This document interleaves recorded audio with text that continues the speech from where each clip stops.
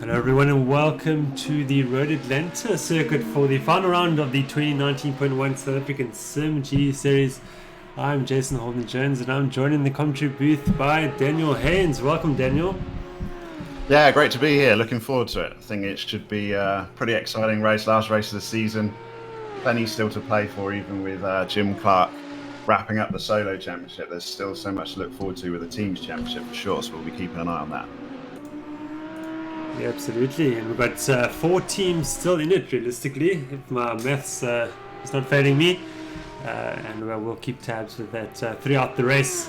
But right now we are in the qualifying session with just over 12 minutes remaining. We've got Christopher Langeveld on provisional pole position at the moment with Lawrence Stern. Just behind him is Bongi Mabida and seats Lawrence Sterner there. And now suddenly Marcus Steyn up into provision pole. Now Timothy Haynes now goes to pole position, so it's all happening. And Daniel, your brother Timothy netting that lap to get things underway. Yeah, I think he's quite keen to try and wrap up this teams championship. I haven't spoken to him, but I think Redline Racing is certainly going to give him a run for their running. Christopher Langeveld's been quick. I was watching him earlier. He was posting some high 118, so if he can match that, he'll be very close to pole, I would have thought. Yeah, I would imagine so. And Timothy now has found another 10th of a second. Looking to get into the 19.2s if he can. It's a good drive into the back straight. Does get it somewhat. And just looking for the 10th again.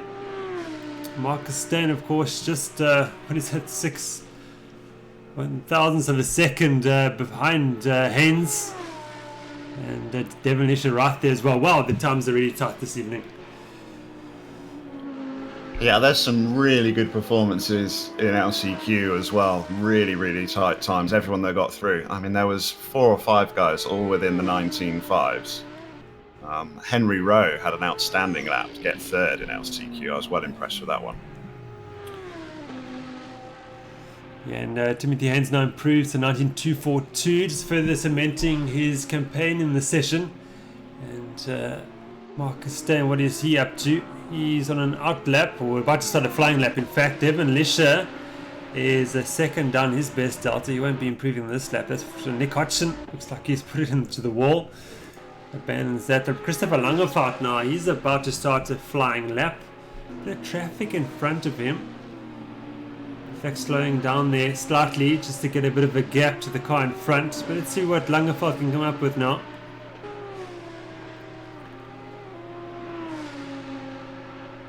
Babida now goes to 6th position with a 19.481.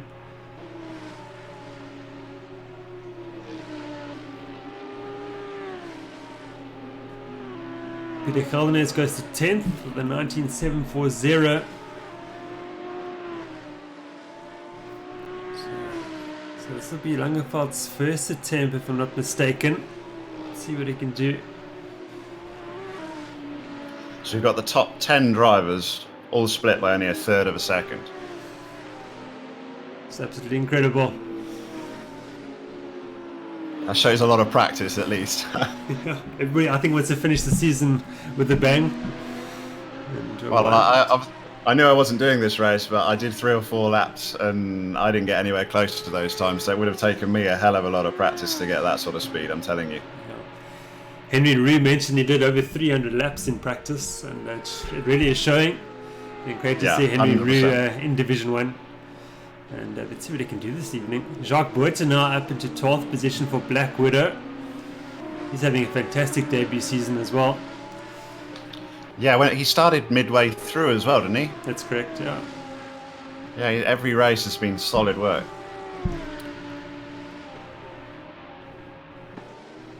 Langeveld now goes to pole position with the 18.724. That was the speed I saw earlier in the day. Take that, Ghostworks.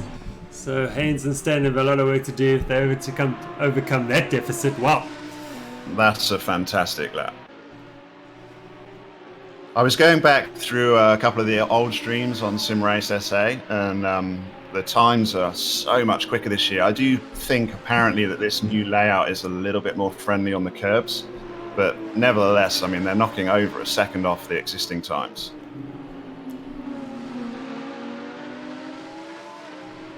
Langevaart's going to get a good toe off, I think that is Brent Lindsay-Ray. Does he get the toe? His delta is improving. Is Lindsay-Ray going to make it easy for him? That's the question. Yes, he does, in fact. Langevaart's going to gain a 10th as well. I'm not sure the others need this, to be honest. They do not need this at all. But he does lose the time again, does he? Yes, he does. So no advantage gained there. Just going a bit too quick into the chicane, I think. Caught himself out there, outbraked himself, and lost all that good work. Timothy Haynes is improving now. He's found almost a 10th of a second, but unfortunately for him, he needs 4 more. Yeah, there's a big gap now.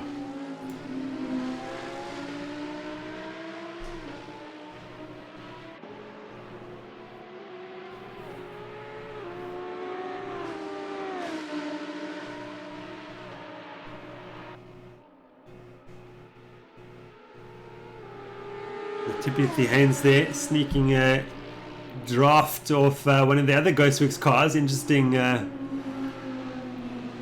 play there. Yeah, and they've been known to be doing a little bit of teamwork this season, that's for sure. Yeah, certainly in the last race. Yeah. Which saw Timothy clinch the simGT Drivers' Championship. I suspect Christopher Langeveld has got a little bit of revenge in his mind after the V8 series as well, because it was also Tim involved in stopping him from winning that championship. Yeah, so Timothy has been involved all over the place. I know, he's had an interesting route, that's for sure. Absolutely. It's made for some good talk in the office. Yeah, it's fantastic for the league. And it's really been, it's been really sparse up this season. It's nice to get to the last race and have something to actually sort of tune in for.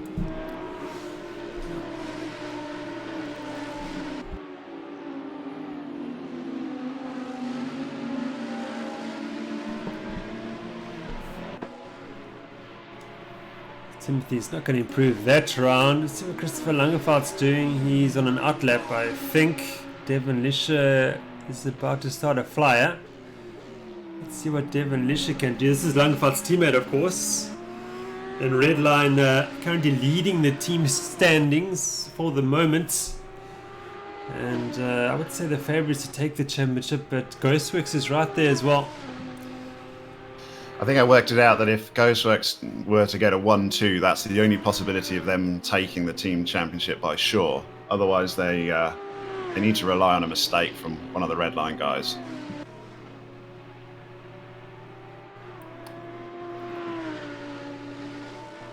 Lisher about square with his best delta so far. Into turn 5, the cars can run wide here across the yellow line. That is allowed. But there's some nasty curbs on the outside of that, and I've seen in practice the cars launching into there over them, and that's not what the drivers need.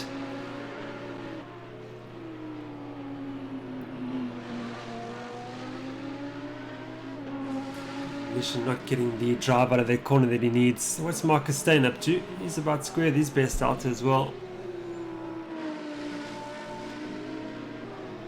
I think Marcus has got a little bit more time in him. Speaking to Tim earlier in the day, he was certainly a little bit quicker than Tim during practice. Yes, of course, Marcus Steyn fast of the LCQ session as well. Yeah, so he really wants to try and get himself in front of Devon Lisher, at least if he possibly can.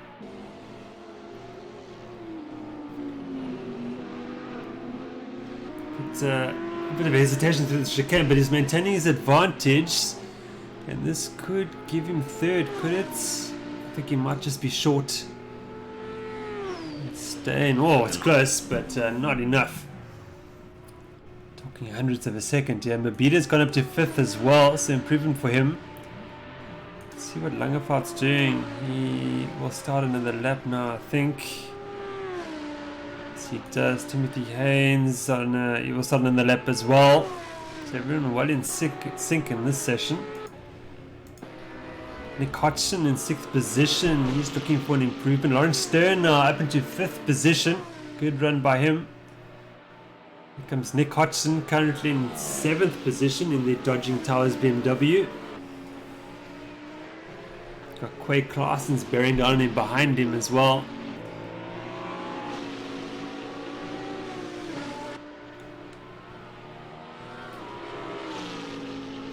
Hodgson losing time through the chicane. What is Claassens doing? He will not improve as well. Langefeld now square with his delta down the long straights. If I was Langefeld, I'd be sat on the pitch right now, to be honest. It's pretty much done, isn't it? A huge gap. Yeah, he's just taking up track space at the moment. But you say that and he goes faster. Oh no, lost it there. He's lost it, but he's showing great consistency at that pass. Very, very good. Timothy as well, getting a big tank slap out of the chicane. And that's got some good time. Comes Devin Lisher now.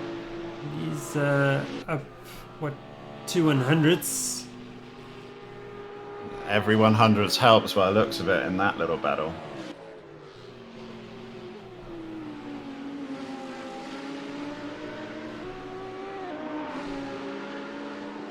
Oh, he's gained a good 10th. Wow, he's found a 10th and a bit.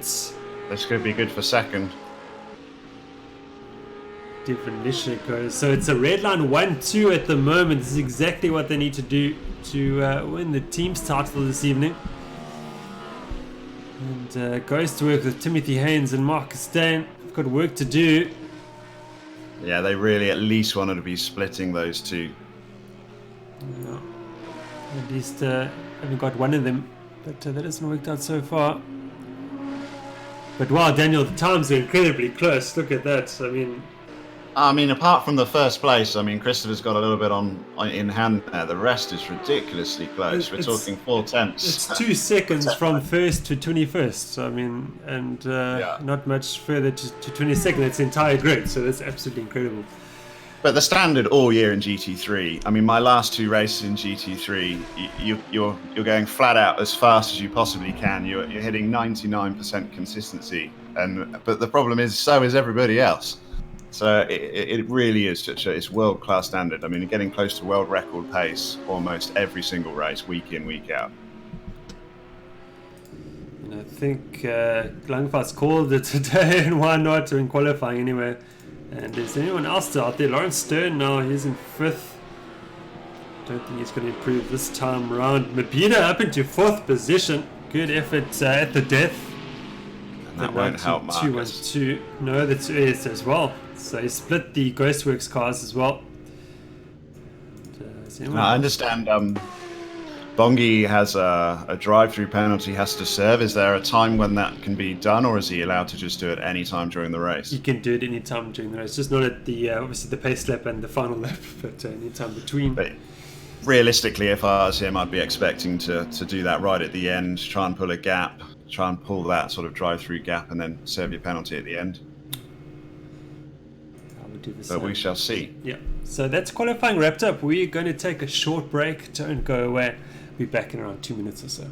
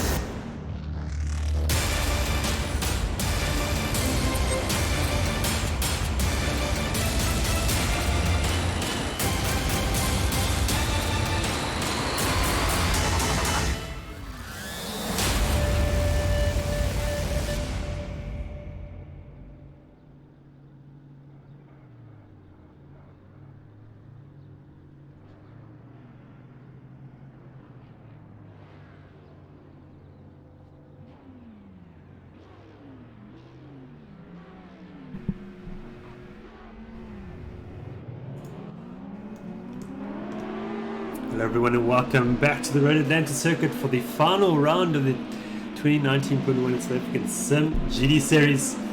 And it is Christopher Langeveld, of course, leading the way from pole position with teammate Devin Lish in second position and Redline Racing 1-2. And we've got Timothy Haynes in third for Ghostworks. Mabida splitting the Ghostworks cars there in fourth position, Marcus Stan in fifth. Lawrence still in sixth position. But Daniel, we're going to quickly look at the team's championship standings. That's where the action is at the moment. And there's Redline Valkyrie leading the way by just 6 points ahead of Rebel Ghostworks. Of Timothy Haynes and Marcus Stan, of course. And then RPM Netcare with Bongi Mabida and Leslie Oliphant in third position with 252 points. And then Phantom Ghostworks with Chris Heineck and Mark Hennenbury in fourth position. 242%. So realistically, 4 teams still in it, but of course Redline's still got the advantage going into this race. Yeah, and I can't see another one Ghostworks team trying to fight against another one. So I think you could probably put it down to a 3-horse race, but you'll never see. We'll find out, I suppose. I really think it's those top 4 drivers, the ones we've got to look out. One mistake from any of them, they haven't got backup points to fall back from, because all of them have had one missed race. So it's, if something happens to one driver, that could be the end of the championship for one of those teams. And of course, we do not have this season's drivers champion at the moment in this race. Jim Clark, he's decided to not race in this one. He's on a beach somewhere. He's probably on a beach somewhere. Yeah, absolutely. And the pace that he's shown throughout the entire season is well deserved. Oh, definitely. Yeah, give that guy a gin and tonic. So all the more points now available to the teams fighting it out this evening.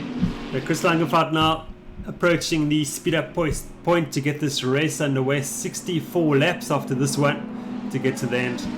And off we go. Langeveld has got going. And he's left a good gap back to his teammate Devin Lisher. And Timothy Haynes there right there in third position. Bongi Mabida. Just watch out for him. That Porsche is very quick down this long back straight. But so far, so good. A very clean start so far. But this next corner, turn 1, this blind right-hander, it's very tricky, especially on cold tyres. Yeah, getting a line through here is the most important part of the lap, to be honest. If you make a mistake at the top, you can't really correct it all the way down.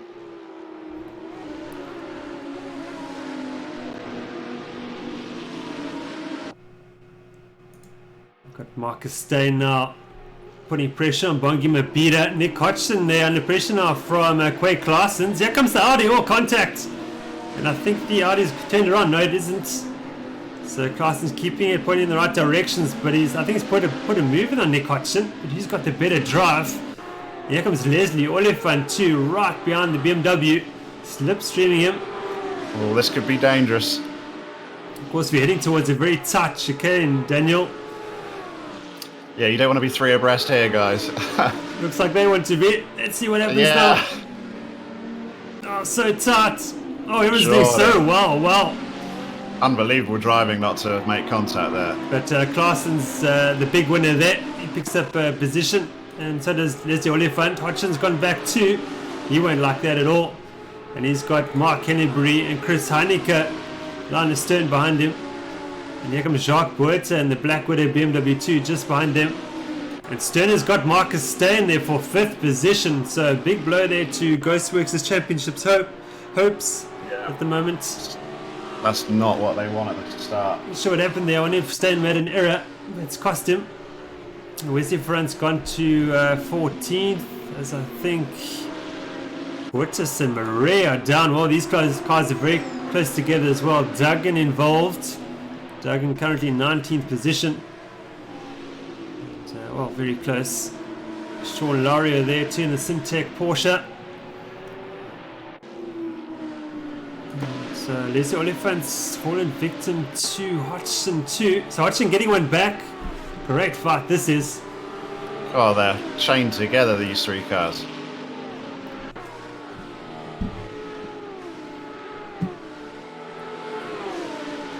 It seems like the Audi's got the pace in a straight line.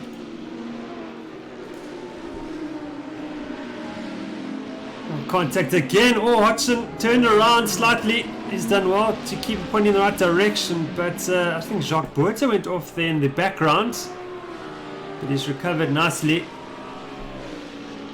Chris Heineke's fallen back. What's happened to Heineke? Wow, he's lost a handful of positions there and losing more as well. Oh, cars just everywhere. Certainly clean racing though. I mean, we haven't had any sort of the incidents that we had at the last round in Nürburgring. So far so good, but they still hit that commentator curse strike again. Hey, on my first attempt. Yeah, it's going to at least strike 5 times in this race, Daniel. Let's see what happens. So we got the tyre fired up on the left side of the screen, so everybody can have a look and see who's on what tyres. Laurie into the wall. So big damage there for the Semtech Porsche. That's at that turn 5. And looks like everybody's on the medium tyre except for Stephen Sparks in the McLaren at the back. He's on the soft tyre. Yeah, I don't think there's going to be much changing in strategy for this race.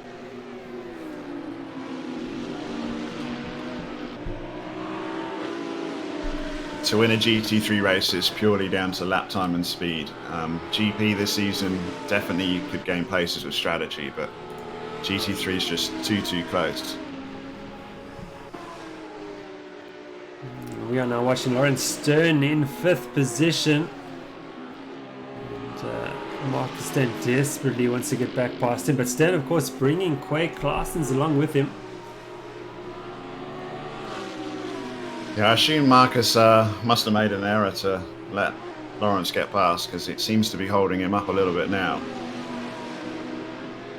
So Claessens seems to have a run on Stan. There he comes. There's a sneaky look, but upside of it.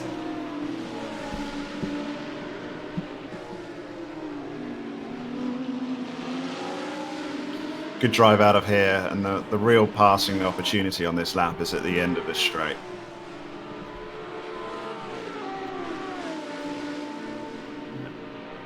But Stan seems to have got a great drive out of that corner, not leaving Claessens any chances. Let's go back to the battle for 3rd position. Timothy Haynes now under pressure from Bongi Mabida. The gaps come right down. And Mabida, somewhat of a disruptor in this team's championship fight, but he's not interested in that. He wants to get on with things, and as you said before, Daniel, create a gap before he needs to do his drive-through penalty that he acquired from the last round. Of course, he's still racing tonight for a 3rd place in the solo championship against Tim as well, so if he can get past and build a gap, you never know, that 3rd place might be available to him, because they're matching on points at the moment.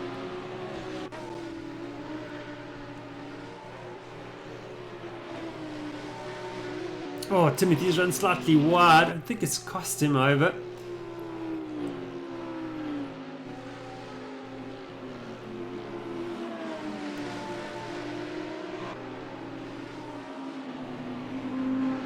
Quay Claessens has got Stan for 6th position. Look at that. So Stan's struggling with pace on this opening 6 laps. Let's see if he comes back going strong. Backwards. Yeah, perhaps the car setup is to come stronger later on. Hopefully that is the case for him. Yeah, they've all started on mediums, but you never know. If some guys go long, they might risk a shorter stint on the softs at the end of the race. Because Mabida on the outside of Timothy Haynes makes slight contact. Oh, and Timothy Haynes runs slightly wide, but I think that was fair. And away goes Bongi Mabida. So Timothy Haynes, I think, being very cautious. He's got a bit more to lose this evening when compared to Mabida. And it showed there, that's for sure. And immediately, Lawrence Stern on the back of Timothy Haynes. So Stern showing some great pace this evening. Wow. I know he's been putting in quite a few laps. I saw him practicing earlier today. But yeah, it definitely seems like the Ghostwork guys, I think they might be fueled quite heavily, because they're not showing the pace in the early stages. That's a good point. Perhaps going a bit longer than the others, trying to work that overcut. They might be doing that. Yeah.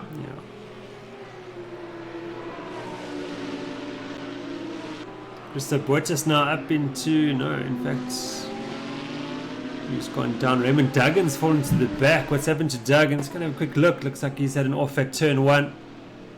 Oh, another spin again. Yeah, overheated tyres at the rear, I think. Yeah, once you spin, it's half a lap before you can really even think about putting the power down.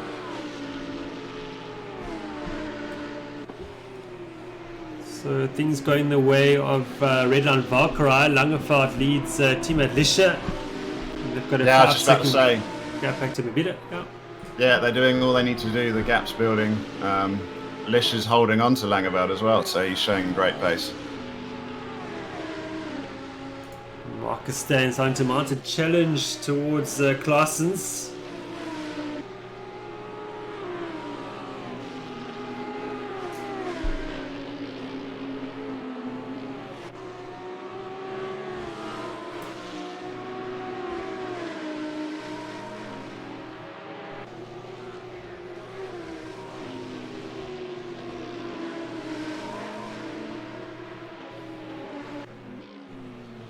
The race pace from the red line guys is very impressive though. Even in race trim with fuel, they're the only 2 drivers in the 119s at the moment. And Mark Henry just put a move on Nick Hodgson. I think Hodgson runs slightly wide. I think that it was just exiting turn 5 and it's cost him a position.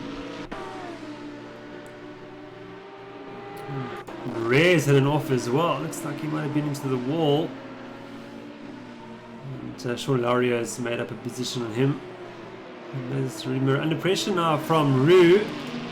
Henry Rue's there with Stephen Sparks. So Audi. There's a few dented cars back there. Yeah, there. So it looks like there's been a couple of incidents. And here comes Ferrant around the outside of Hugo De Wit.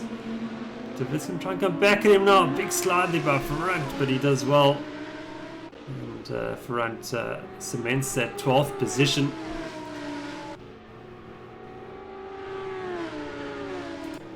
Back with our race there, Langeveld now just controlling things at the front, I think, with Devonish in tow.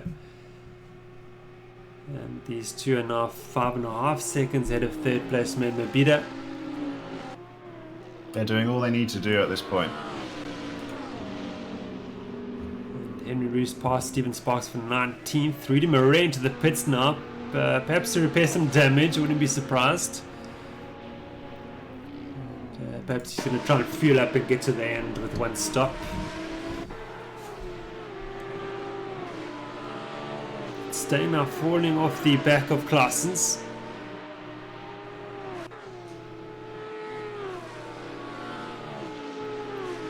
Stephen Wilkin asking in the chat, does anyone give sim racing classes? Well, Stephen, I have some time, I think this week or next week, we could get together if you'd like to. I'll give you some few pointers. I assume maybe in the off season you'll be looking back at doing some open races again, Jason. Yes, I'm looking at a calendar for that. I'm not ready to announce anything just yet, but yeah, certainly. But it's always good for guys that are looking to get into sim racing for the first time and sort of don't want to be intimidated a little bit too much by entering a full race, to just do some shorter stuff and get some practice. Yeah, absolutely.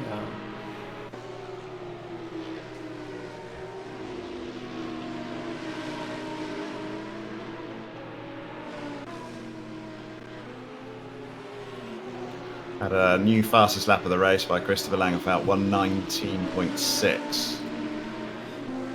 Yeah, and those 2 in the front, they've extended their margin again by 0.6 of a second now, so they really are getting away with it.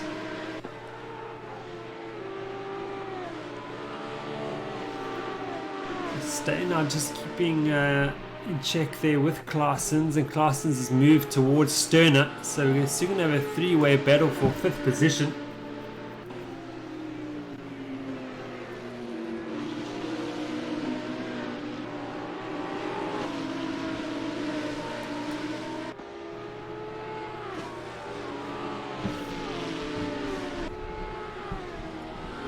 Yeah, Stephen, you're welcome to get into contact. I mean, there's all sorts of things to look at as well. Steering lock, make sure the pedals are working correctly. You know, all the basics count. Absolutely. And then sort of how you approach your practice as well is very important. Yeah, I find the best really is to that most new sim drivers, I was exactly the same. You jump in a car and you just try and overdrive the thing right from the start. But if you just go real slow and just concentrate only on line and nothing else, and then slowly build up the speed, it's amazing how quickly that comes to you. If you try and put a quick lap in right from the start, then you're just going to get frustrated. Yeah, some people sometimes just have the wrong idea when they start. Some people think the more aggressive they are on the steering wheel, the quicker they'll be because they're putting so much effort in. But in fact, it's making the driving so much slower because you're upsetting the car more through the corners. So actually, the gentle touch is what brings the pace. And the problem with the GT3 cars is actually a problem is they've got traction control and ABS. So you're driving along and you think, wow, I'm doing brilliant. But actually, you're losing so much time. So I always like to, at least to start, turn those aids off, because that's the quickest way of telling you whether you're overdriving the car, because it won't be long before you're locking the brakes and the back stepping out. And then you can obviously put those back in once you're feeling more confident, especially in the race, just to give you that little bit of a safety net. Watching Mark Hennebury in 9th position. He's just ahead of Nick Hodgson. This is the battle for 9th position.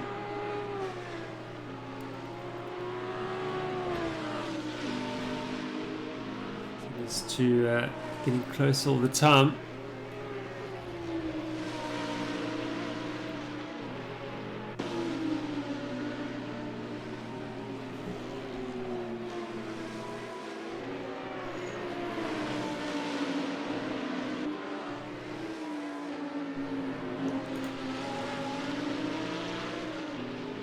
Go on board with Nick Hodgson down the back straight, but nowhere near that Audi of Hennebury for the moment. There's a half a second gap in between them. Let's go back to the Lawrence Sturner-Claessens battle. It's hooking up nicely. As I said, the Claessens makes a slight mistake and now suddenly Stain is all over him. Yeah, Stain needs to get past here if he can, but I wouldn't want to risk it into turn 1.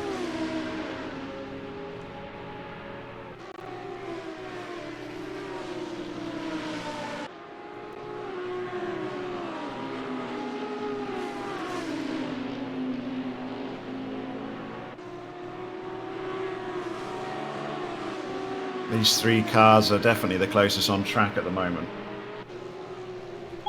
These 3 are coming up to some traffic. Who is that? It's Rudy Murray. He's in 22nd. He'll be having blue flags flashed at him. He's usually pretty good at getting out of the way. Yeah, absolutely. He's, let's all 3 pass. Nicely done there by Murray.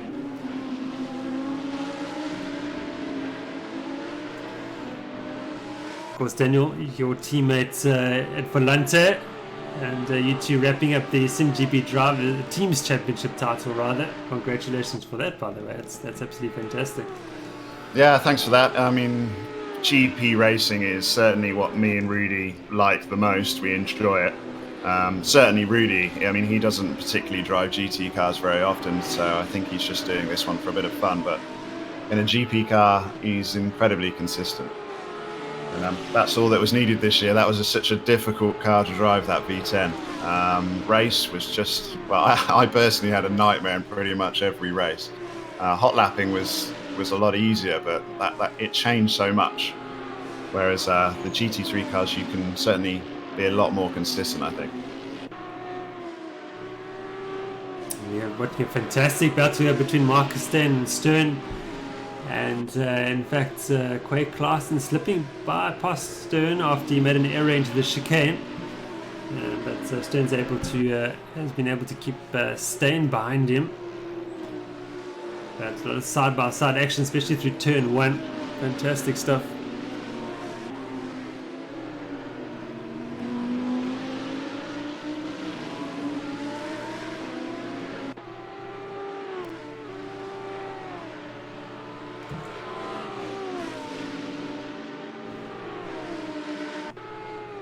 Marcus Stain on the slipstream of Lawrence Stern. Dummies right, goes left, but opposite any kind of move. Zeroes in on the rear of that BMW. But, the BMW gets great drive at the chicane. Look at that. He's away.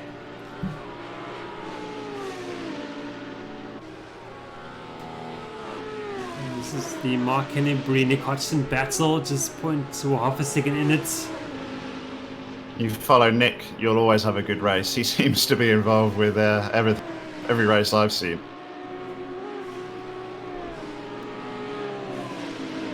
Yeah, Nick is one of those drivers who's really improved this season. Great to see him fighting at the front. I understand Nick, he had a little bit of time out and this has come back this season. Yeah, that's correct, yeah. And Nick Hodgson's currently looking for a teammate for the 2019.2 season. Well, I don't think he'll be looking for too long, to be honest. I don't think so either. He's a very solid driver. Very committed, and as you say, he's solid. So a lot of talent as well. Plenty of pace.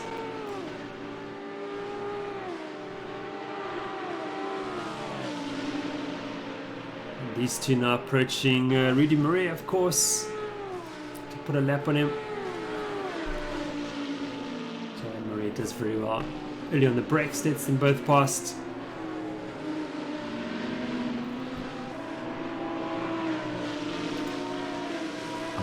Would have thought Nick would have a little bit of damage on that BMW looking at it, but maybe it's just some scratches.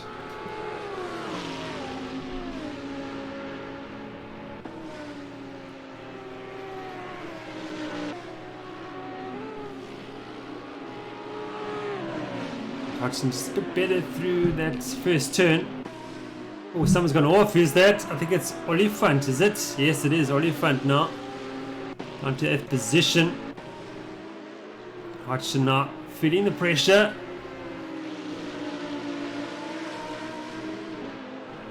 I think it's all going to be about getting a good exit out of turn 7 here for the Ghostworks car.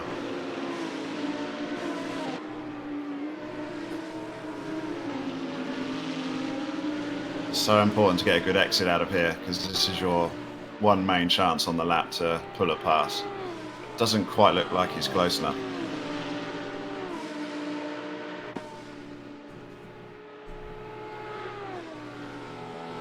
It seems to have the legs down the straight. Yeah, I think he may be running a little bit higher aero there.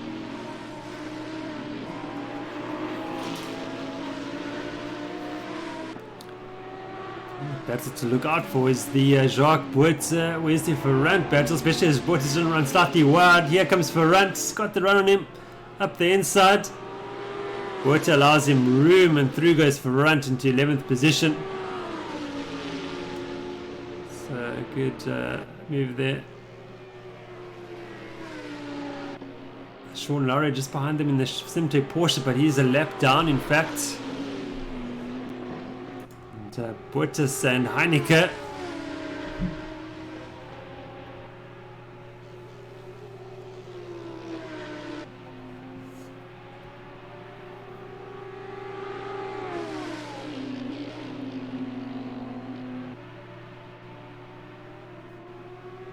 These two fighting over 16th position. Yeah, we didn't quite catch what happened to Chris in the start of the race, but he must have went off early to drop that many places. Oh, and Boerter is run wide and catches some air. And he starts that position to Heineke, of course. Back to the Hodgson-Hennebury battle. But no, the BMW just stretches its gap down the long straights. Henbury pushing it just a little bit too hard there. He's certainly quicker in the first sector, so I think he's definitely got a different aero strategy than Nick there, because Nick seems to pull away in sector 3.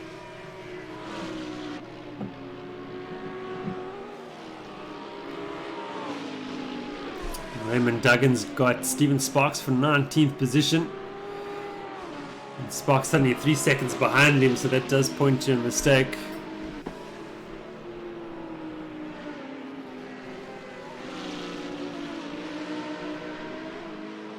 Stearns coming back at Claassens for 5th position. We'll just keep an eye on that gap.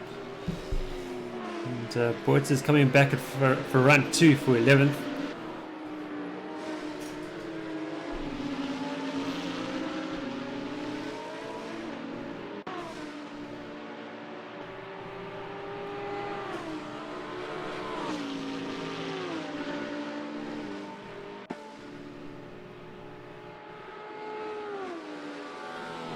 But the two red line cars now leading Mabida by almost 8 seconds.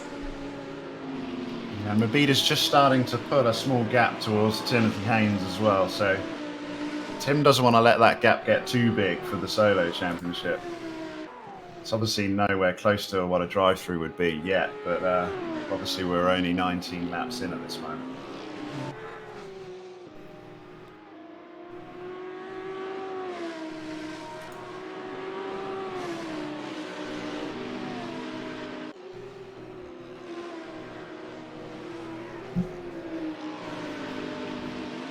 Oh, and Sturzbeck a big mistake there. Into the wall he goes.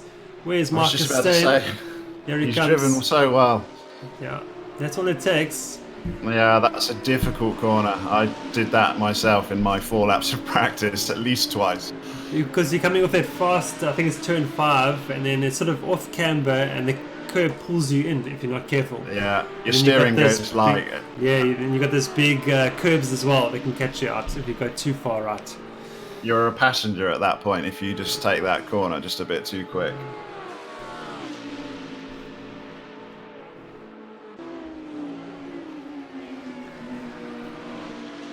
Stern just needs to settle down and refocus. He wants to try and eke it out to his pit stop and probably repair a bit of damage, I would have thought.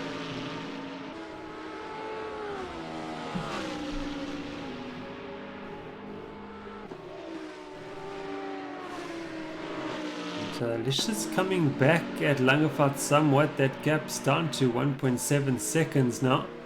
Oh, I see Langefeld perhaps in some traffic. Steven Sparks then moves aside for him. Yeah, well, they've got a 10-second gap to 3rd position, so, I mean, they're doing everything they need to at this moment. Steven Sparks running wide, being very generous.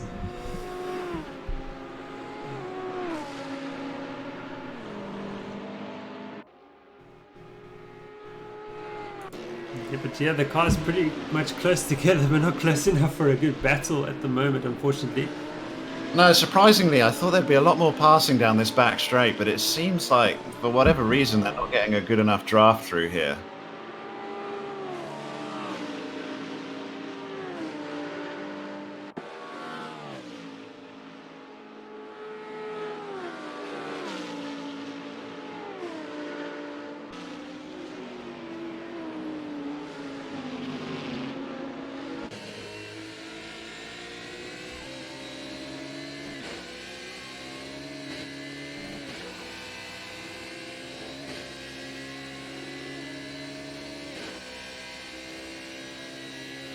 On board now with Nick Hodgson.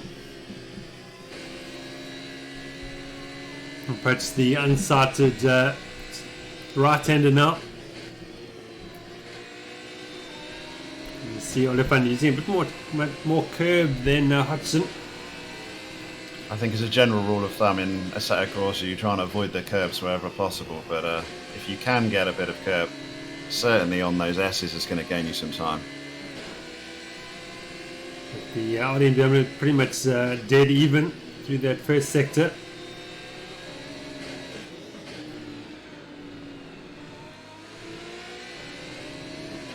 The Audi getting away well again, but yeah, these two cars pretty evenly matched for the moment. Yeah, very close. It's almost an identical lap, isn't it?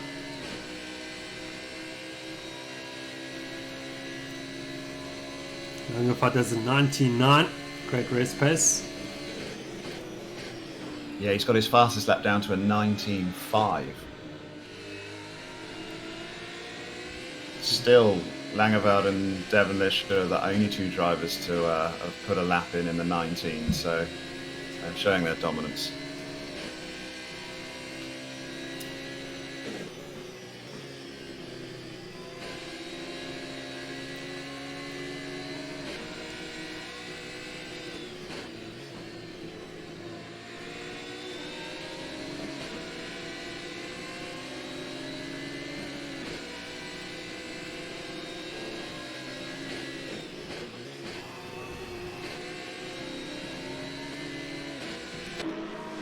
There's no time for rest through that section, that's for sure.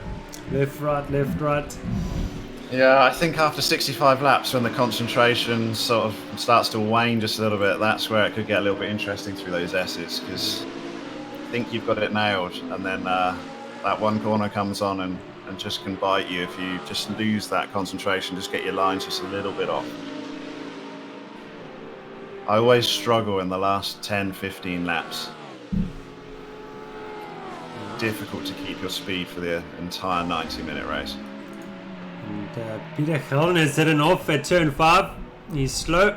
Heineke and Bottas has slipped by. And he's down to 17th position now. Just be careful now through this corner with his overheated rear tyres, but he does well.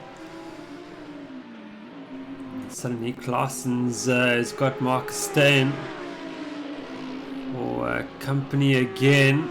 Stearns in 7th behind them.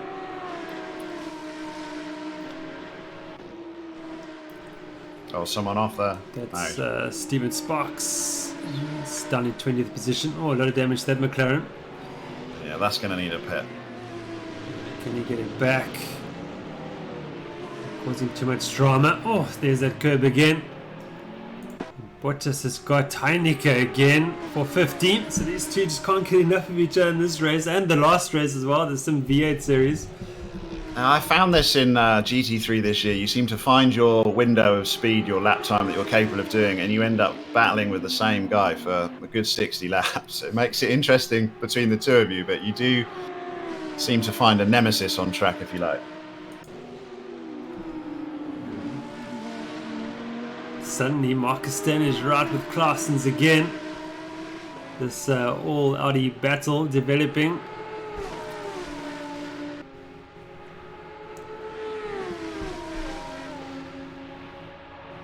Yeah, Claessen's just showing great speed in this series, though. Haven't seen much of him this year, but I mean, he's right up there. To be in 5th place in GT3, that's some very solid driving.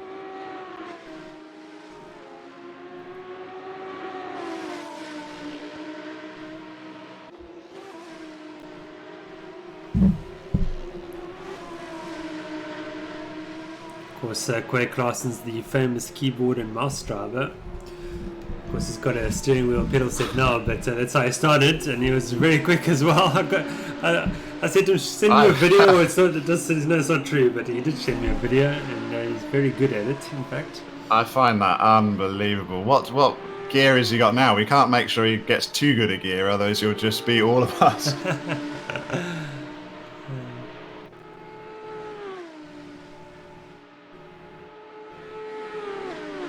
If he wins a race, we'll all be round his house trying to steal his gear and put him back on keyboard and mouse, I think. Legend of Super Road RSJ, so hopefully the Audi doesn't get a heavy BOP next season. So.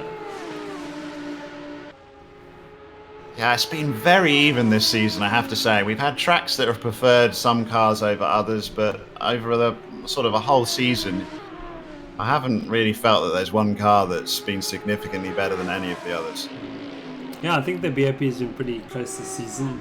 I mean, certainly at Nürburgring the last round, the Audi struggled just a little bit to get around the corners and felt a little bit slower, but then I would say that the Audi was by far the strongest car at Road America, so it swings and roundabouts over a season. Drama at the front. Christopher Langenfeldt had a huge spin and is fallen right back. Devon Lisher takes over the lead of this race, and I think he might fall victim to Bongi Mabida as well. Here comes Mabida. He's got a run on him.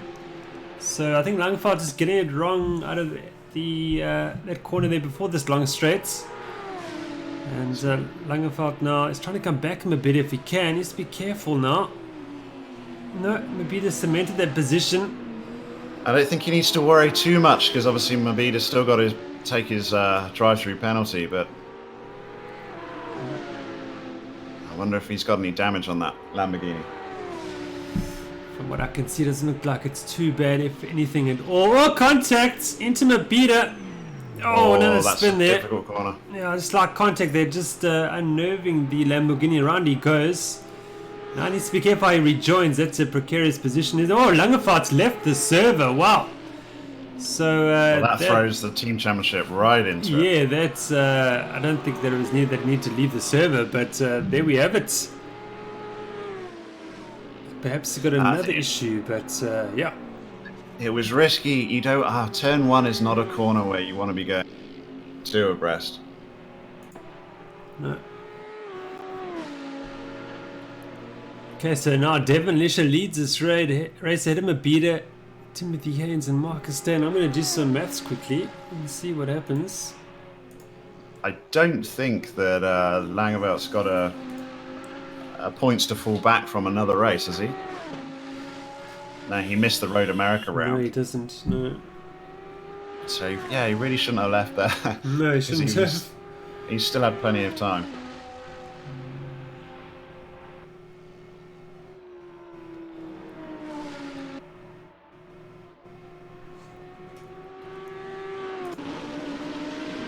At the moment, I think that probably has handed the team championship to Rebel Ghostworks unless something drastic happens yet again with Les the Oliphant or Bongi Mabida can somehow pull a bit of a gap.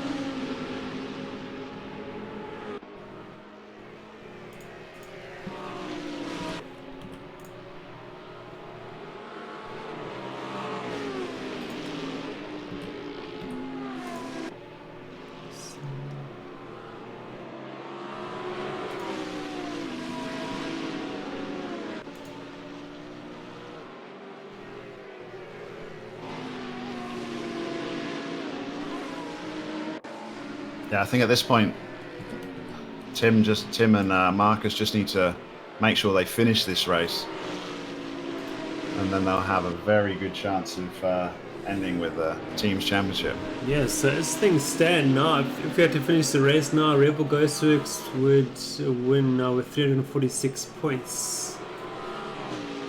And along with Redline Vakra would have 314 points. Yeah, so this is going the way of Rebel Ghostworks.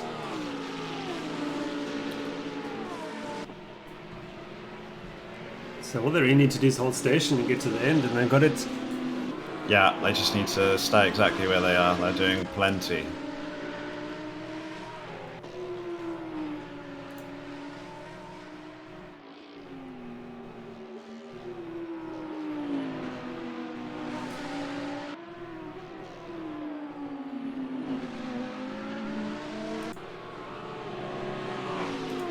I think that's been a little bit of a downfall for the Lamborghini. When I was testing it at Barcelona at the start of the season, it was certainly quick. In fact, I set my best times with the Lamborghini, but I just didn't feel like I could comfortably do a full race distance without having an incident, because it's more twitchy than the Audi. So in qualifying trim, it's often had the speed, but over a race distance, trying to keep that thing in a straight line can be quite difficult.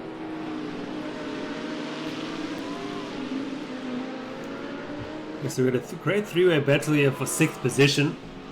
Stern leading the way, and Hodgson looking pretty dangerous at this stage. He's all over Oliphant. So, yeah, the field closing up nicely.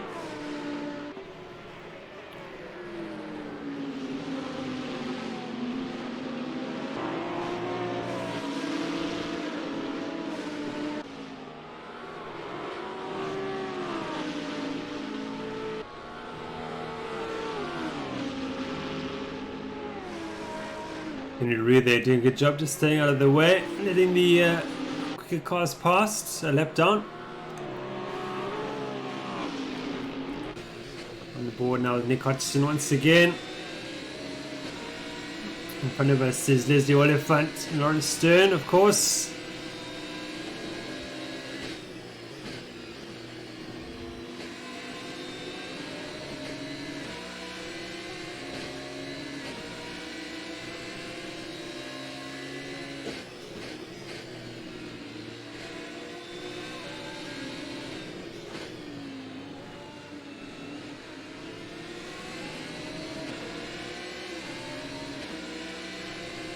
It's like watching F1, isn't it? It's slightly better, isn't it, after yesterday's race? Plenty to talk about yesterday. God, dear. Yeah.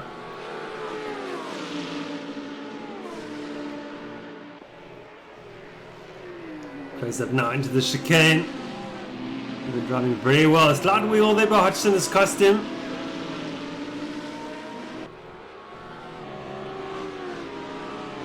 It's allowing Hennebury to just close that gap a little bit.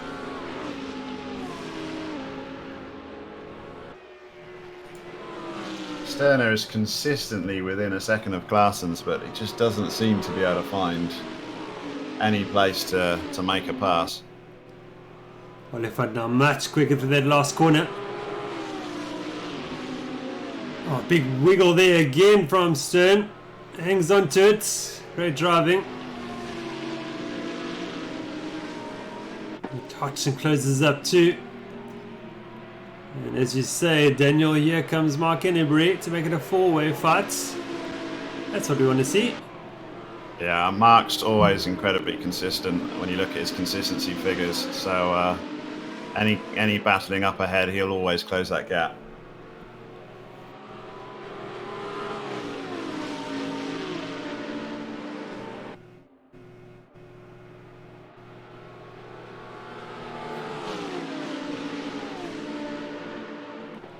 Oliphant's going for it up the inside. It's brave, side by side.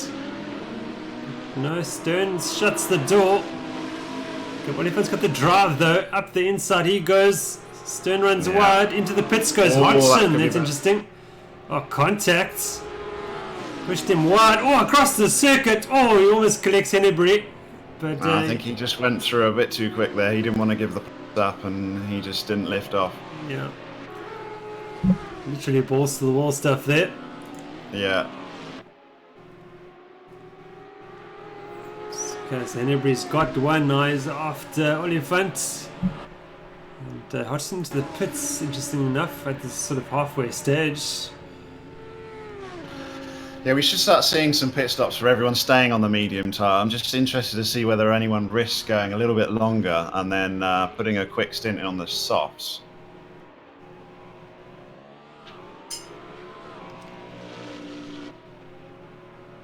Hodgson now rejoins in front of Chris Heineke. He's got a nice gap. Clean air in front of him. It's perfect.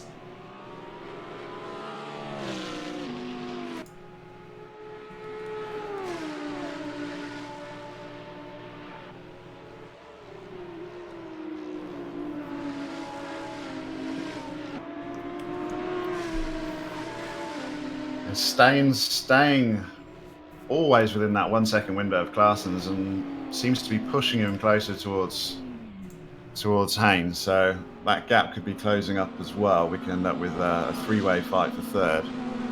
So Stern, Oliphant, Hennebury into the pits they come. Stern stayed out. He goes up into fifth, of course. Everybody starting to pile into the pits now. Where's the front as well from 10th position.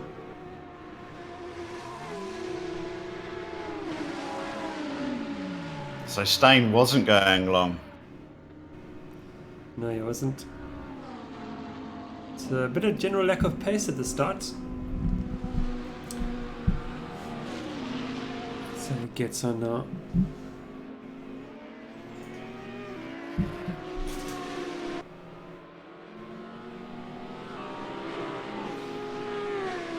Definition onto the pits from the lead.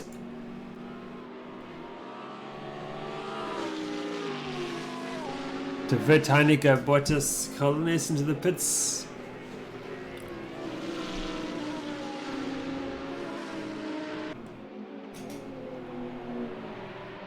Timothy Haynes, Quay Claessens also come in.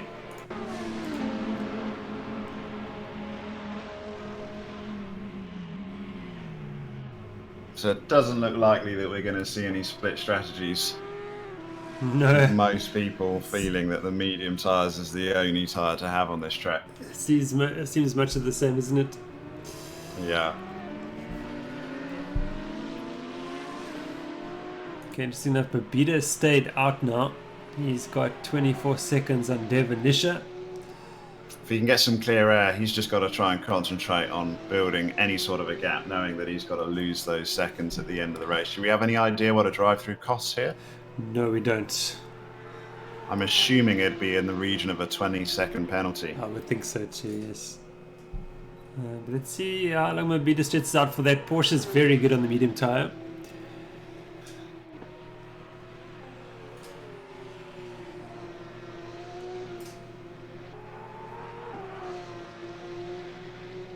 No, he comes in. He comes straight in. Yeah.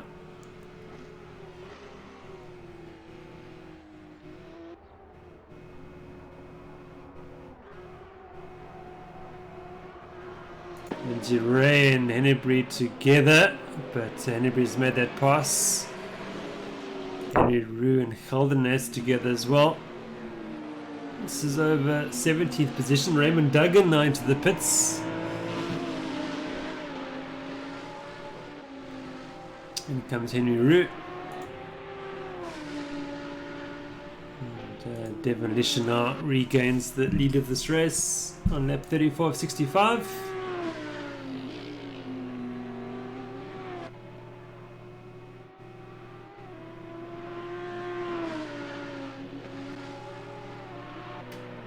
And Mobita rejoins ahead of Timothy Haynes.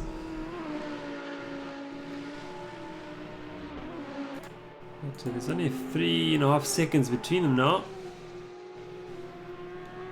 I think the gap had reduced to about that before the pit stops though, so it seems to stabilise. Ooh, and the Klaassen gets it all wrong at turn 1. Staines trying to make a play. I think he wants to try and take this opportunity if he can. So Klaassen goes very defensive, hugging that inside line. And Staines going to swoop around the outside, yeah. It's a good move. Of course, now he doesn't. It's not so urgent as it was previously. With he's really doing all they need to do. A third and fourth would be enough.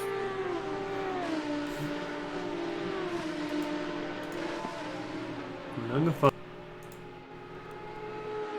So Klaassen goes. Swoop around.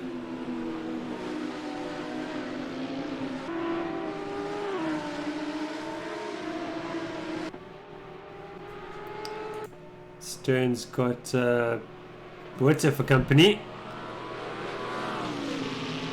2 BMWs together for over 9th position. And they've got fresh paint from the pit stops. Let's not scratch it now, guys. Oh, Buerta, very aggressive. Wow, what a move. Hangs it on the outside, gets that job done. Wow, incredible move there. Yeah, we haven't seen too many passes there. I was expecting a lot more, but that was a great move.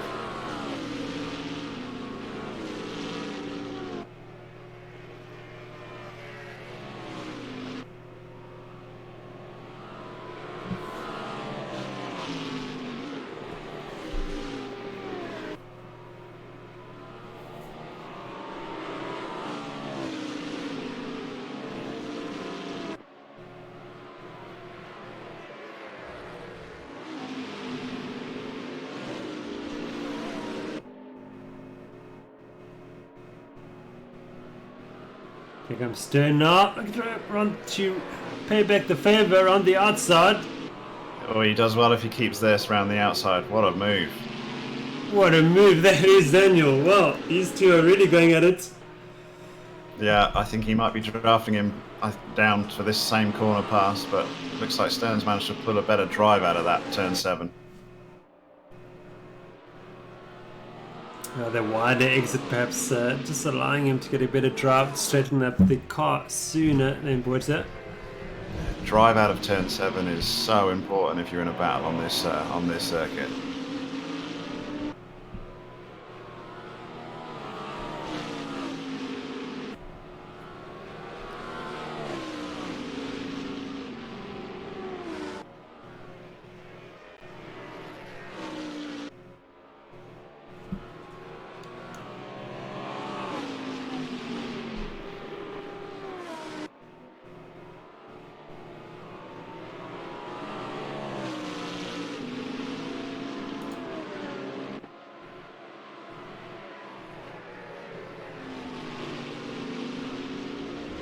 Back to racing on Devon Lisher.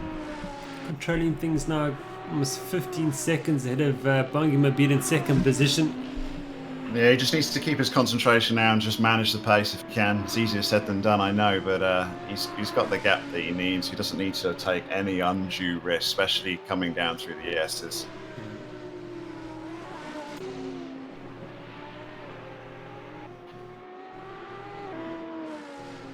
It does amaze me how good Bongi is in that Porsche, I have to say. I cannot drive that car.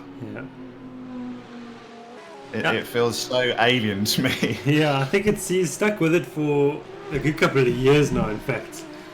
And I think he's just persistence. He's adapted his driving style to make it work, yeah. I struggled to stick with it for about 20 minutes. So respect for that. I mean, it's clearly fast when you know how to drive it, but it definitely has a different style to the other cars.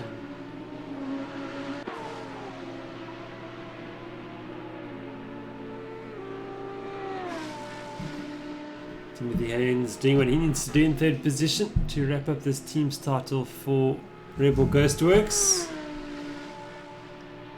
Yeah, he's not letting that gap get any larger, really, stabilising at 4.5 seconds. Yeah. He's got his teammate Marcus staying there, 3.5 seconds behind him. So all well for Rebel Ghostworks. And at 38. Of course, with Langeveld exiting the server, it also gives Tim the opportunity to get second place in the solo championship as well, I believe. Okay. Because he started 9 points behind Langeveld, but obviously Chris is not going to score any points now for this race. Yeah. So it's probably going to happen for Timothy then. Looks very likely, yeah. Bongi's level with Pointsman at the moment, but obviously with that drive-through penalty, he just needs to make sure that the gap doesn't get too big.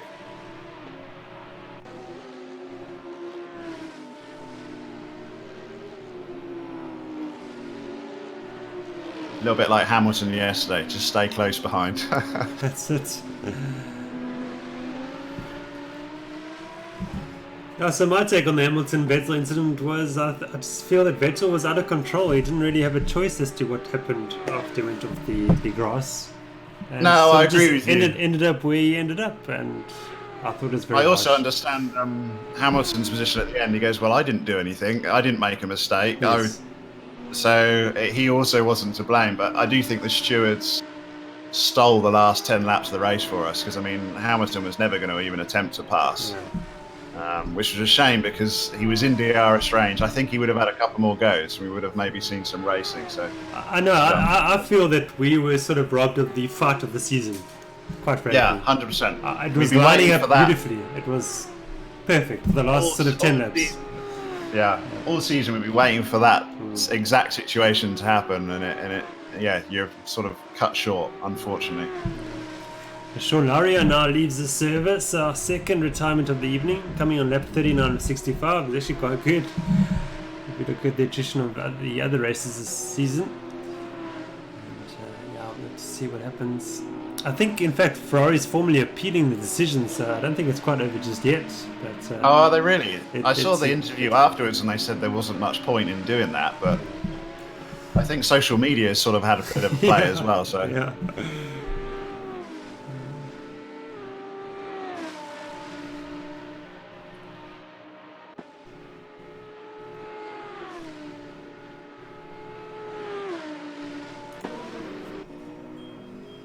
I suppose one could argue is that Hamilton was pressurising Vettel into a mistake. And that was he forced error.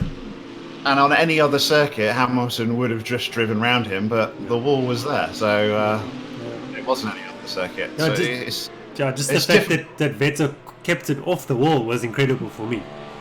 Yeah, I mean, he didn't let off, did he? But unfortunately, he just keeps making these mistakes. Yeah. And Mercedes just don't make any mistakes, and that's really been the difference. Christopher Bottas now just moved up on Lindsay Ray. I think Lindsay Ray must have made a mistake somewhere in the Echo Audi. As he lets past Bongima Bida, who's a lap ahead of him now. Sort of gaps forming and not too much battling going on at the moment. Yeah, with 25 laps remaining. Marcus seems to have got over his first stint, and his times have come right down now. He's posted a 1:20.0, closing the gap a little bit to Tim, but I imagine they'll just hold station.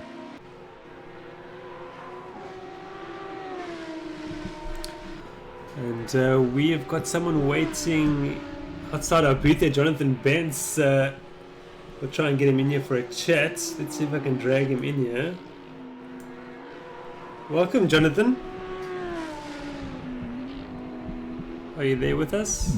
I'm sure you'll join. Oh, here I am. There he is. Hi, welcome, Jonathan. Jonathan Bentz of Ghostworks Racing. Great to have you with us. That's me. Yeah, is my mic loud enough? Yeah, it's absolutely fine. It's actually a bit too loud. Let me just turn it down a bit. Okie dokie. You tuned in to watch your team capture the team's championship. I know, right? How good is this race?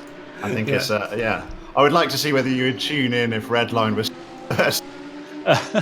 Yeah, no, I was planning to tune in either which way. So, but it's great. It's great seeing the guys doing what they need to do. But afraid it wasn't exactly what they needed to do to grab the victory, and they were kind of gifted this a bit. But so that's a bit unfortunate for the viewers.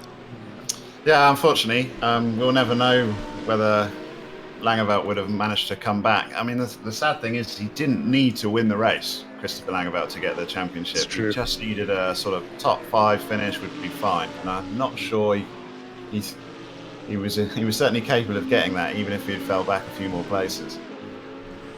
Yeah.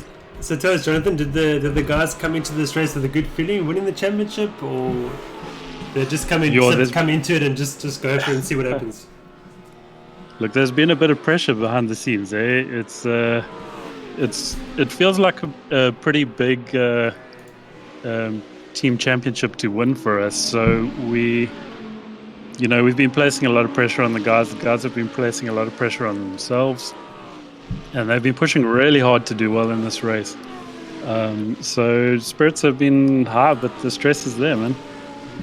I think Marcus has specifically targeted GT3 as well, hasn't he? I mean, he's got as a team in pace general. in these cars.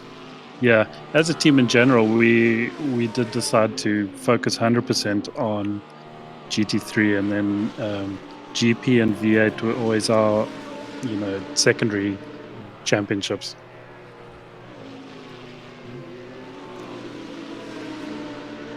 Yeah, it's also great to see Marcus quickest of the LCQ session as well over the weekend.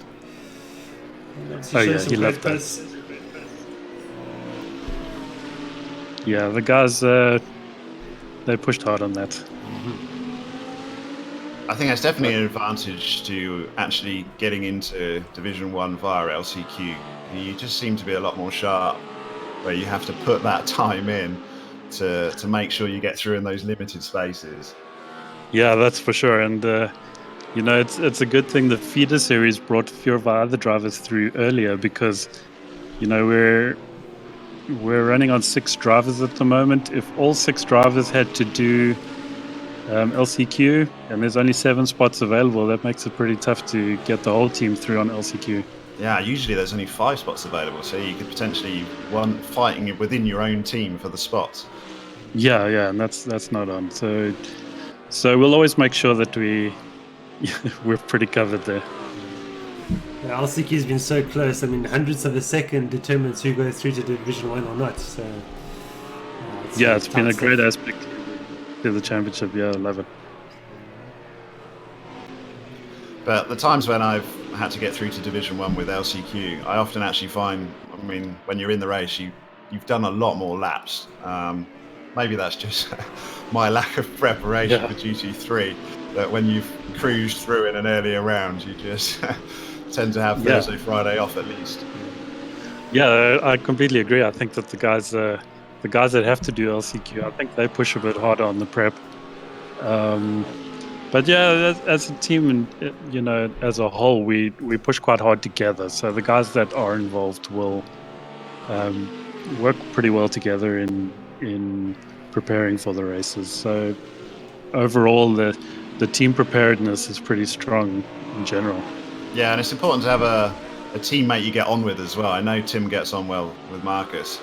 I personally got on really well with Rudy this year with the GP, and that's exactly, we actually enjoyed doing that practice to get that setup nailed. So that really makes a huge difference. And when you're talking about consistency, and it's consistency is what you need for a team championship, not just solo wins. Absolutely. I mean, team racing is it's what really makes sim racing alive as a driver. If you're just driving on your own and you're just pushing each week, it can get very monotonous very quickly. And bringing the team aspect into sim racing really adds to the competition, adds to the everyone carries their own weight, and they working towards a common goal. So it's I can't emphasize enough how important it is to race as a team. Yeah, because you do need so much practice for a Division 1 race, and if you've got a good team, you sort of push each other along, don't you? I know. That's it. In GP with Rudy, we're basically fighting each other. You have your own little LCQ battle. Who's got the best time? You're like, but it's good because it pulls you both closer to the target that you need to be at to actually enter race day on a Monday in a good position. So Jonathan, you are the team principal of arguably the most successful and oldest team at SimRace South Africa. I think we've seen like a massive... Not already, yeah. So you guys are... I'm just trying to rev it up a bit. But, I mean, the standard of driving... The standard of driving has increased incredibly over the last couple of seasons. I mean, have you guys found it as a team? And what have you guys had to do to sort of up your game? Well, yeah, this has actually placed a whole new level of pressure on us as a team. That's the only reason we're here, is to put a little bit of pressure on you guys. No, for sure. I mean, like for real, when you're only having one or two drivers come up against you in a championship, that's cool, that's fun and everything. But how many drivers are right now like pushing for the front of the races and the championship even? And I think the standard in general of this whole community is, it's just shot up tremendously. Especially, it's, I don't know from when, but for the past like maybe 2 or 3 championships, it's been an increase, and now 2019.2 is just being set up to be the hardest. Yeah. So teams are really going to have to, make sure that they've got themselves in check to be able to tackle the challenge next season. I mean, it's got to the point where at the start of the round, we all look at the world record times, because to get pole position, it's pretty much world record pace. I think in GP, 3 of the 5 rounds beat world record. I think the last GT3 at the Nürburgring sprint circuit, we were... the world record got smashed there, and yet we've got BOP figures on our cars. So it definitely shows you the standard. Incredible pace. But there's not, just like you said, there's not 1 or 2 guys capable of doing it. There's 3, 4, 5 guys every round that are right on world record pace. That's what makes this, so attractive to teams and drivers alike, is that you're not just going around and winning everything except for jump clock, but it's that rivalry, it's that competition level that really drives us to do better. It drives us to run a better team. It drives us to get new drivers, and that's what's going to make the community grow. It's what's making sim racing grow. Yeah, and it really is growing sim racing, isn't it? I mean, maybe as a sim racer you're aware of it a little bit more, but certainly the games on the horizon that are coming out, or the new equipment that's coming out, the interest being shown, especially by drivers like Lando Norris and Max Verstappen doing sim racing, encouraging other kids to get into it as well. I think it's only going to get worse for us old folks in the future. Yeah, absolutely. I know, right? So, Jonathan, I mean, obviously you guys are looking towards the 390.2 season. Is there anything you guys are doing at Ghostworks to shake things up a bit? Are you looking at other drivers, or are you looking to keep the same lineup? Or is there anything you can share with us? Without letting out too much, obviously, out the bag. Yeah, we've got some plans going on. We're at the same time we're trying to assume where the community is going as well. So we're on one hand trying to fulfill the needs of our sponsor. On one hand, we're trying to fulfill the team's goals of being the number one sim racing team, and so we're guessing where everything's going. We have some plans for next season. Are you going to share any more? That's fair enough. Look, there's trying to think what I can say and create enough mystery behind it. But yeah, no, we've got some plans that we'll announce after the end of this. The next day or two. Yeah, we can do that. Yeah, fair enough. And Jason, when roughly is 2019.2 due to start? I'm not holding you to a date and a schedule, but just a rough idea, usually when the season would begin? Well, I can look at my provisional calendar quickly. Just give me a sec. Basically, I just want to see how much off time we get. It can't be too much because we've got to get it done before the end of the year, so...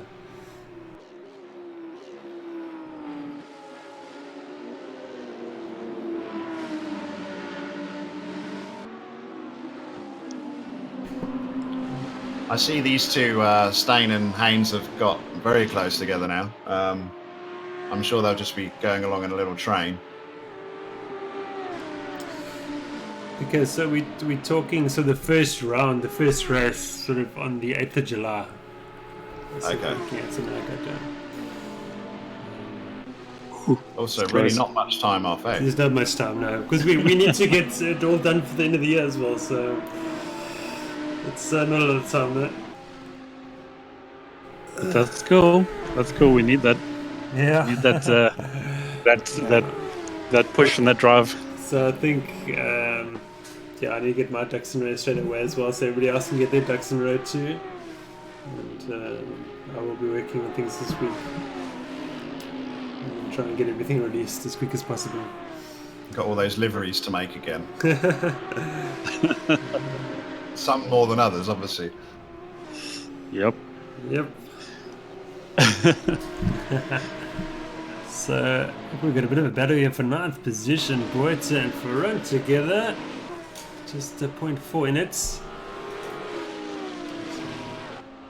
Let's see what happens now with 15 laps remaining.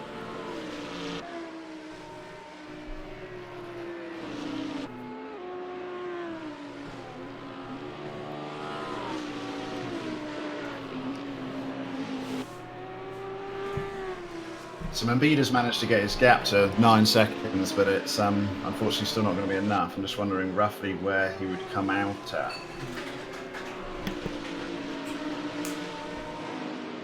Probably around where Nick Hodgson is, I would imagine.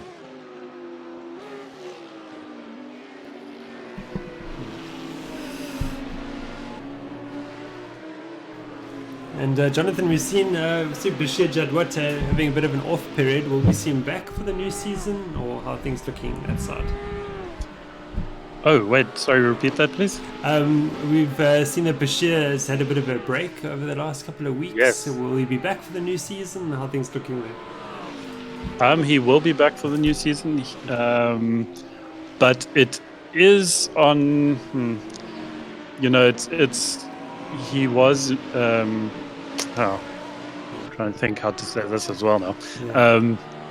Yeah. He went in for an operation, so he's been down, and he's working his way back up to being at full strength again to race. So he's not quite there yet. So we're hoping he's a lot closer when we start 2019.2, but there is a chance that he'll be on and off in 2019.2.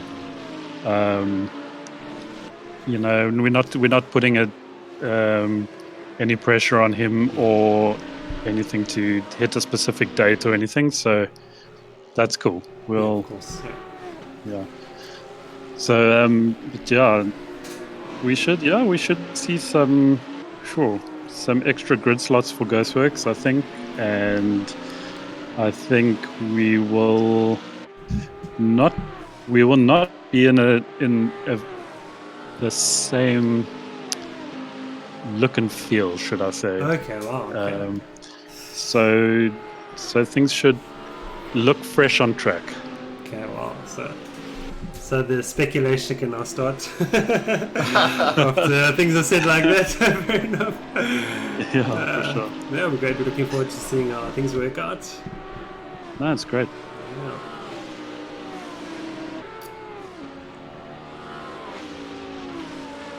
So, Jonathan, did you do a bit of sim racing yourself? Yes, sir. Well, me and Bash used to be. Yeah. I think you missed out the glory period of 2014, 2015. Oh, I was still a young pup back then. Yeah, myself. And me and Bash were teammates. And under the Squadra Ghostworks banner. And we took a cheap team championship back then. Okay, so Ghostworks like a cheap team championship. They're going to get another one today. Yeah, we do enjoy take it any way you get it in the trophies. Yeah, well done. Yeah. So, do you guys want to take a guesstimation at who the new signing is? Oh wow. Nike. maybe we shouldn't just throw out random. Go big or go home. No, in terms of drivers, we have signed up for next season Quade Claessens. Oh wow. So he'll be currently running in 5th position in this race, so that's not too bad. Yeah, so we're eagerly watching his performance here. And was this an audition? No. He's been on our radar for a while, and it's just worked out perfectly. So we've gone that route, and then he will be partnering myself in a new team. Oh wow! Or a new sub team to bring the fight to the front. So how many drivers will that make? 8? 8? That's not enough space in LCQ. Well, I'm just wondering whether we get into a situation of a division is literally Redline versus Ghostworks at this point. A division Ghostworks, yeah. Yeah, that's it. We'll just put you on your own stream. You can all fight it out between yourselves and let the rest of us have a go. Yeah, no, absolutely. I've got Bash on Messenger, telling me to tell you guys stuff, so... Yeah, that's right. What else you got? But that's great, Jonathan, to have you back next season. It's been a long time, eh? When last did you race properly? It was... Yeah, I think 2016, Ford Model T. Maybe 2017, maybe. Could be, yeah. It's been tricky for myself because I'm currently in America. Okay. So I don't have a sim racing kit here, and then I'm between here and South Africa. So it's tricky to try and balance the commitment and go, okay, well, I'll do a couple of races here, and then I'll go do a couple in South Africa. But that hasn't worked out that way. So now I'm getting myself set up in a way that when I'm in both countries, I can race equally. So. And have you tried racing from the States on a South African server? Is the ping affected at all? Every time I try, it can get a little bit on the high side.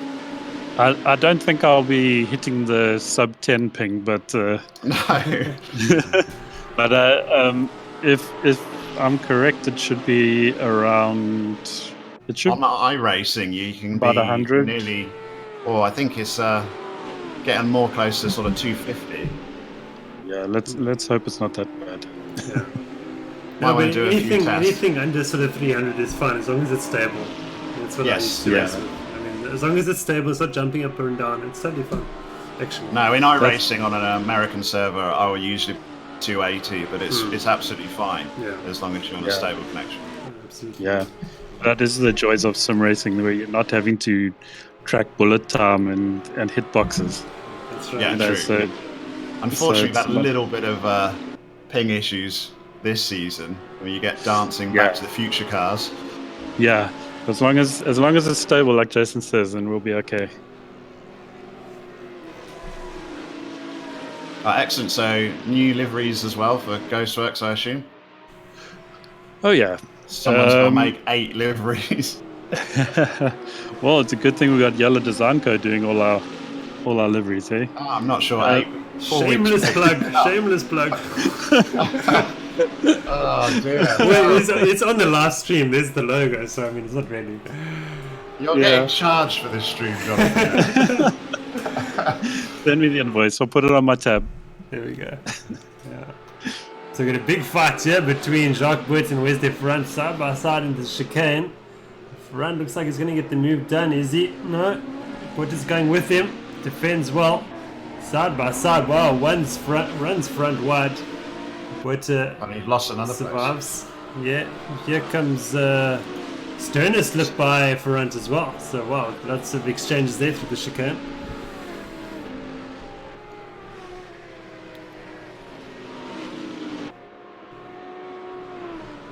Good fighting here with 8 laps remaining. We got Hodgson pretty close behind Glassons as well. See how the new audition for Ghostworks copes under pressure.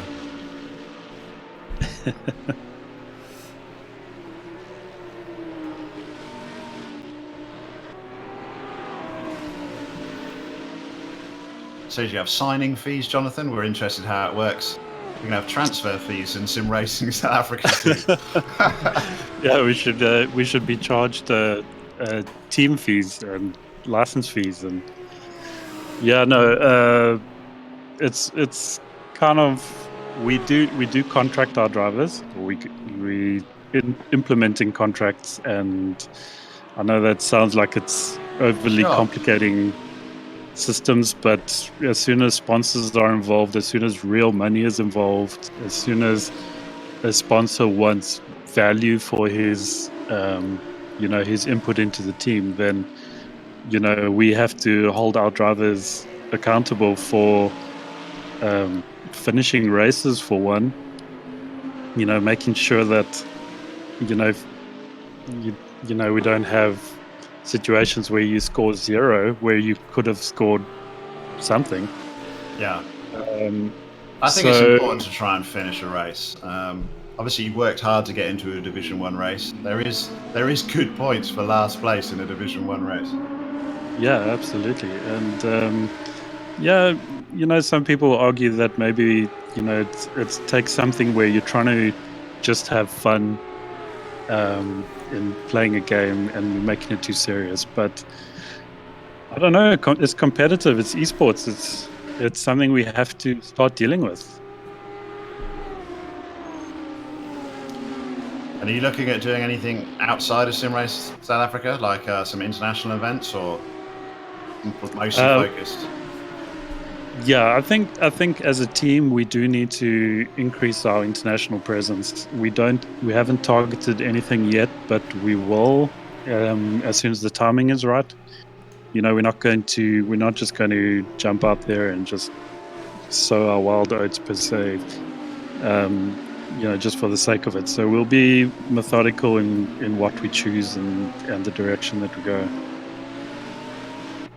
To be honest, just the timing, I find it difficult to do any other type of racing because it takes up so much time. So you don't want to be entering too many series.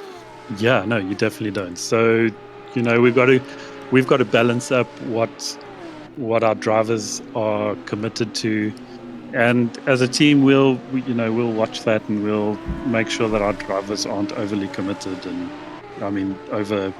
overworked and underpaid per se.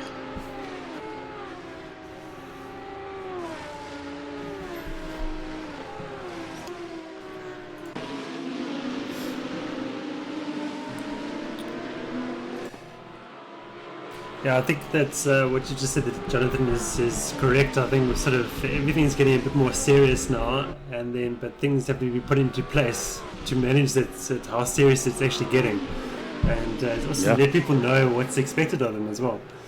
It's sort of For sure, going in that it direction. eliminates it eliminates the whole gray area and assumptions, and as soon as it's putting in black and white what is expected, and then there's no assumptions on what's expected, and then there's misunderstandings. It's just better to keep things formal. Just lets everybody know what they've signed up for as well, and what's expected, and I think that's fair enough.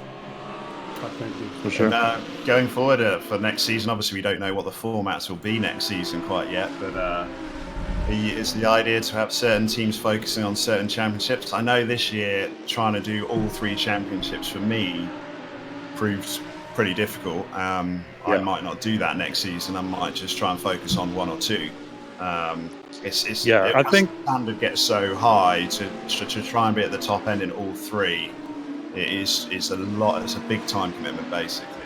Yes, absolutely. So we will definitely put 100% effort back into the flagship series, which will more than likely be, I don't know, GT racing. It won't be open wheel racing. Yeah, so we'll focus on the flagship series, and whatever's required to get the whole team into the flagship series, and just looking at whatever feeder series we need to take part in. And yeah, I think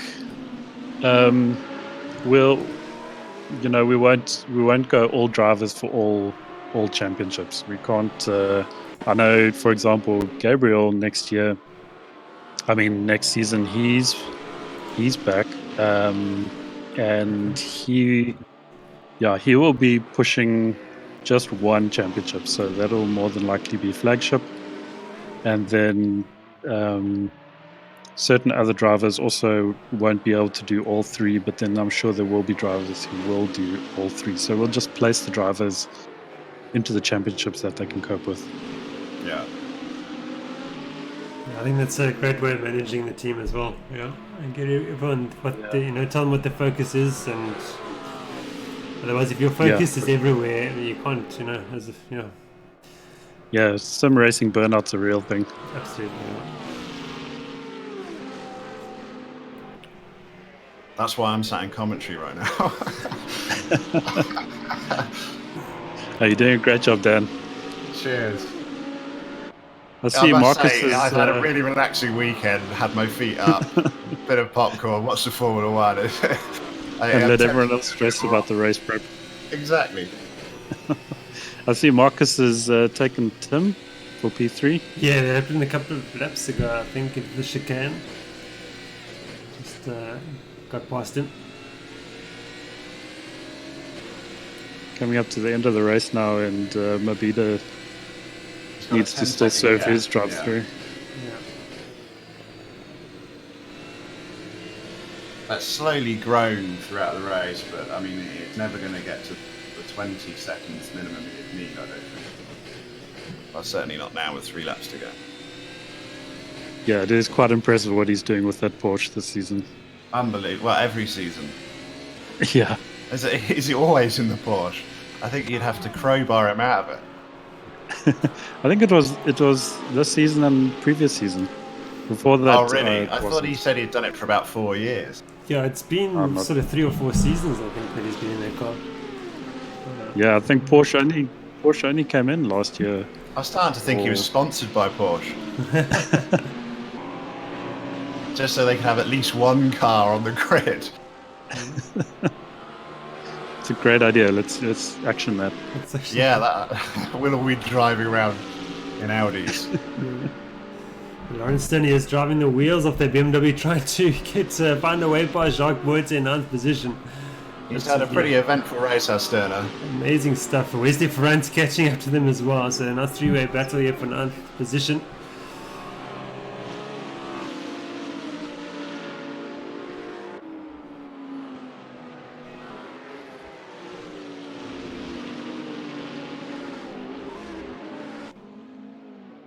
Just 2 laps remaining, 2.5 laps remaining or so.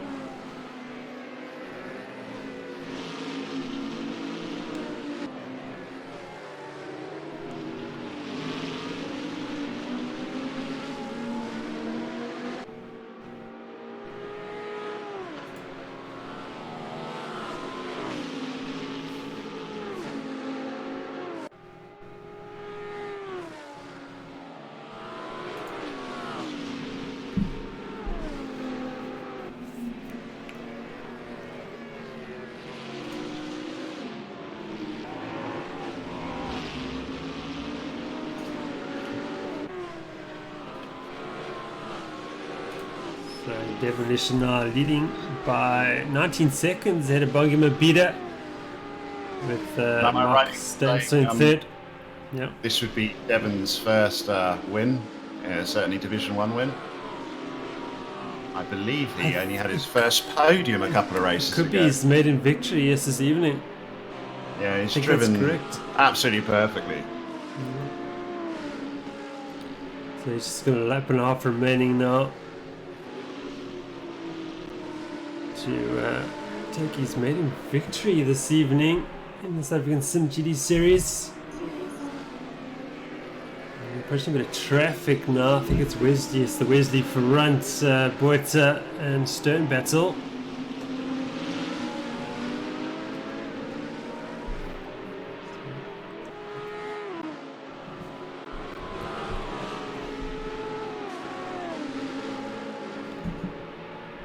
Well, Jonathan, thanks very much for joining us in the booth. It's been very interesting. It's great to have you, great to interview you as well. I think we're going to do more for next season. Yeah, no, it's always good to get an insight on how the guys run their teams and stuff. So I wouldn't mind hearing some interviews from other guys as well. Yeah, we look forward to seeing your speed back in the car next year and see if you've lost anything. Oh, that should be interesting. the bar has been raised since, so it's a bit of pressure. I would maybe just stay out for a little bit longer in the manager.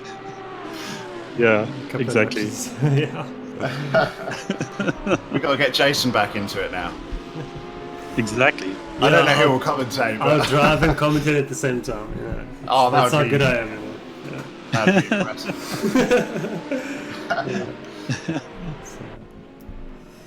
But anyway. No, it's been good. But Jason, thank you for everything you do for this championship. I mean, everything, always runs smoothly. It's always consistent, and I think everybody appreciates the efforts that you put in. And you've made a real home for everybody and to sim race in South Africa, and I think it's greatly appreciated. Well, thank you very much for those kind words, Jonathan. It's great to have a team like yours in the championship too, very much sort of acting as a role model for the other teams, I think, and a lot of teams sort of modeling their efforts on what you guys have put together. So thank you for that as well. Oh, it's all good. We love it. Thanks very much. And it's looking good that you are going to wrap up the South African simGT Teams Championship as Devonish starts the final lap of this race.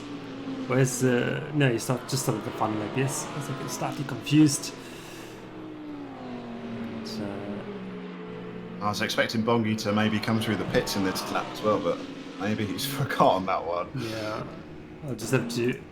And he's actually slowed down now. Oh, has he? Is the race in fact finished? I'm a bit confused. It looks like it is the final lap, but Devon's driving very slowly. Let's just have a look.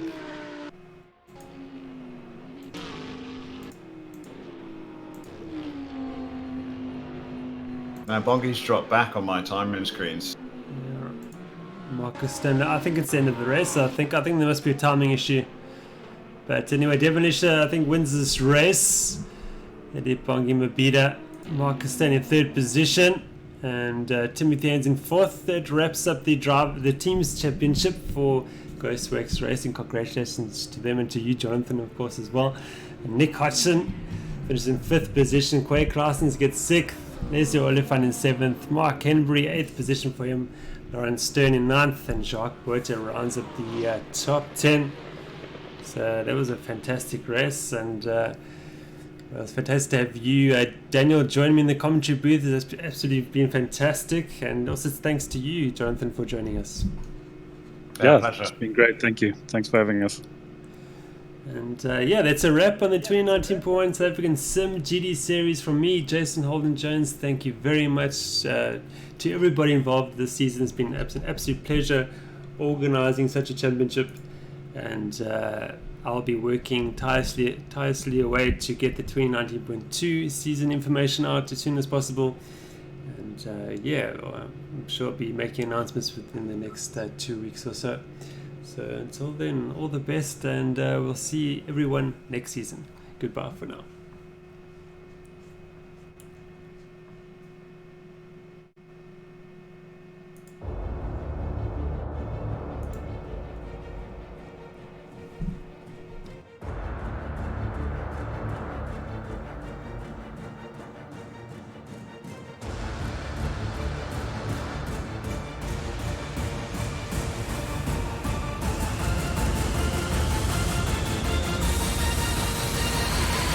Cheers, guys.